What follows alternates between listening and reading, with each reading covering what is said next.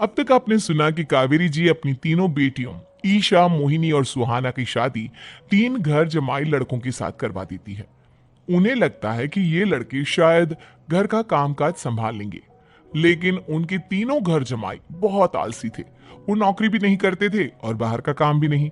कावेरी जी ने अपनी बेटियों से कहा कि वो प्रेगनेंसी का बहाना बनाकर अपने पतियों को सबक सिखाए। अब सुनिए आगे। मम्मी, आपने जैसा कहा था हमने वैसा ही किया, लेकिन देखिए ना, विवेक का हाल तो वैसा का वैसा ही है। घर में ना सुबह का नाश्ता बनता है और ना खाना। नौकरी पर जाने की बात करूं तो खाने को दौड़ते हैं मुझे। हाँ मम्मी, मैंने भी सुमित को कितनी बार कहा कि अगर नौकरी नहीं करनी तो कोई छोटी सी दुकान ही खोल लो। घर का खर्चा कैसे चलेगा? देखो दोपहर के 12 बजने आए और जनाब अभी तक सो रहे हैं। हाँ मम्मी, ईशा और सुहाना ठीक कहती हैं। अविनाश का भी यही हाल है। जब मैंने अपनी प्रेगनेंसी के बारे में कहा तो मुझसे कहने लगा, अरे दूसरी लड़कियां तो 9 महीने तक नौकरी करती है, बस डिलीवरी के टाइम छुट्टी लेती है। मोहिनी, तुम भी नौकरी करो।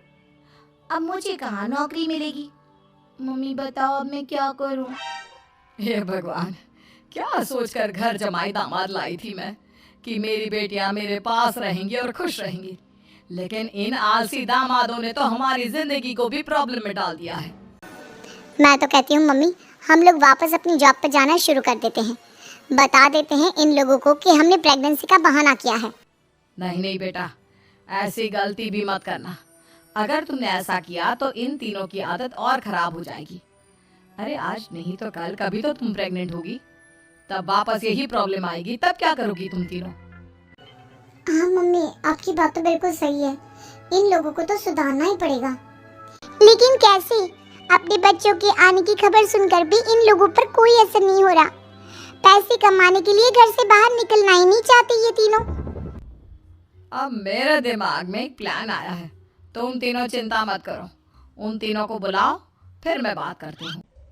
थोड़ी देर बाद कावेरी जी अपने तीनों दामादों को सामने बुलाकर अपनी बात कहना शुरू करती हैं। अविनाश, सुमित और विवेक, देखो बेटा, मैं ना तुम तीनों से बड़ा प्यार करती हूँ, इसीलिए तो तुम्हें घर जमाई बना कर रखा है मैंने। अरे मम्मी जी, सीधे सीधे कहिए ना, क्या बात है? प्यार तो हम भी आपको बहुत करते हैं। अरे मम्मी जी, आपकी इज्जत भी बहुत करते हैं। अरे भाई, आपके जैसी सास और कमाने वाली बीवी सबको मिलती है क्या? हाँ मम्मी, विवेक और सुमित ठीक कह रहे हैं। आपकी बेटी से शादी करके मेरी तो जिंदगी ही अच्छी हो गई है। जानती हूँ मैं, और ये भी जानती हूँ कि तुम तीनों अपने अपनी बीवियों से बहुत प्यार करते हो। बेटा, बात ऐसी है कि हमारे कुल गुरु ने कहा है कि प्रेग्नेंट होने के बाद मेरी तीनों बेटियां शुरू के 4 महीने हमारे गांव में जाकर रहेगी, जहां मेरे चाचा जी रहते हैं। अरे लेकिन क्यों मम्मी, गांव में जाकर रहने की क्या जरूरत है इन तीनों को? वो क्या है ना बेटा, हमारे परिवार को एक श्राप है। अगर मेरी बेटियों ने यहाँ पर बच्चा पैदा करने की कोशिश की तो उनके बच्चों को कुछ भी हो सकता है।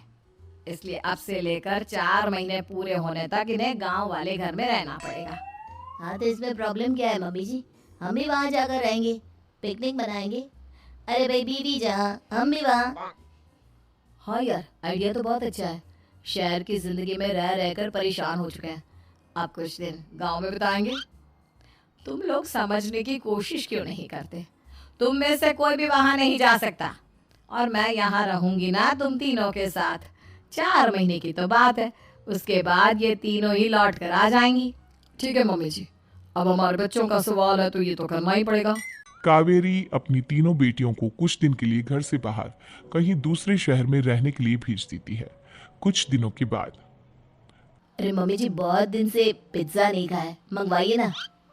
क्या बताऊं बेटा, पहले तो बेटियां खर्चा दे देती थी क्योंकि उनकी नौकरी थी, लेकिन अब तो मेरे पास पैसे ही नहीं बचे। थोड़े बहुत पैसे हैं जो बच्चों की डिलीवरी में काम आएंगे।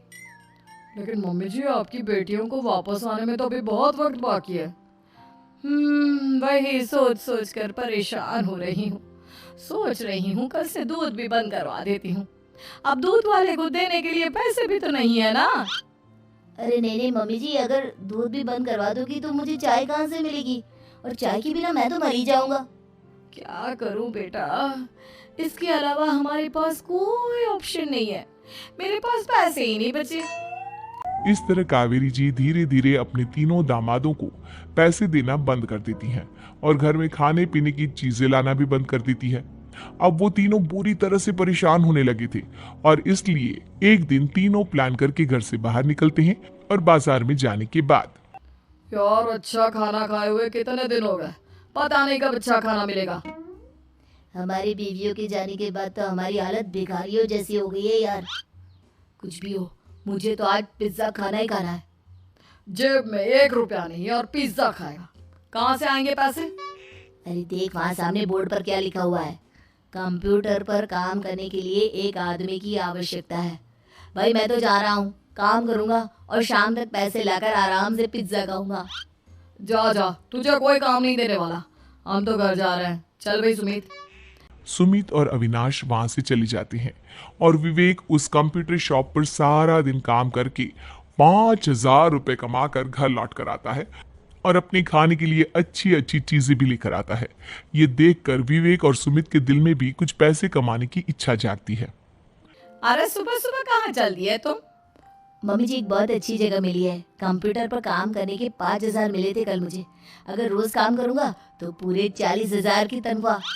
अरे वाह, ये तो बहुत अच्छी बात है दामाद जी, आपको जाना ही चाहिए। सुमित और अविनाश विवेक को इस तरह तरक्की करते देखकर परेशान हो जाते हैं और वो दोनों भी काम की तलाश में निकल पड़ते हैं।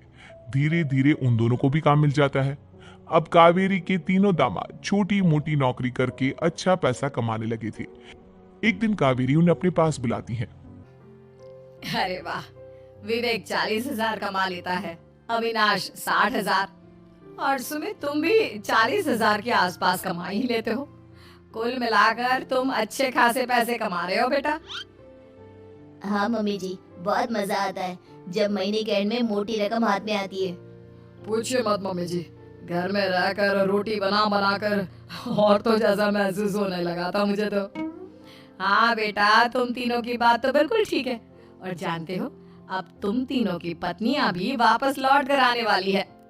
लेकिन मम्मी जी अभी तो उन्हें गए सिर्फ 2 महीने हुए हैं, आपने तो कहा था वो 4 महीने के बाद लौट कर आएंगी। ऐसा कुछ नहीं है बेटा, मैं सिर्फ तुम तीनों को सबक सिखाना चाहती थी कि आदमी घर में बैठकर बीवी की कमाई खाता हुआ अच्छा नहीं लगता। इस दुनिया में हर इंसान को मेहनत करनी चाहिए, काम करना चाहिए, चाहे वो औरत हो या आदमी, ताकि अपने परिवार को संभाल सके।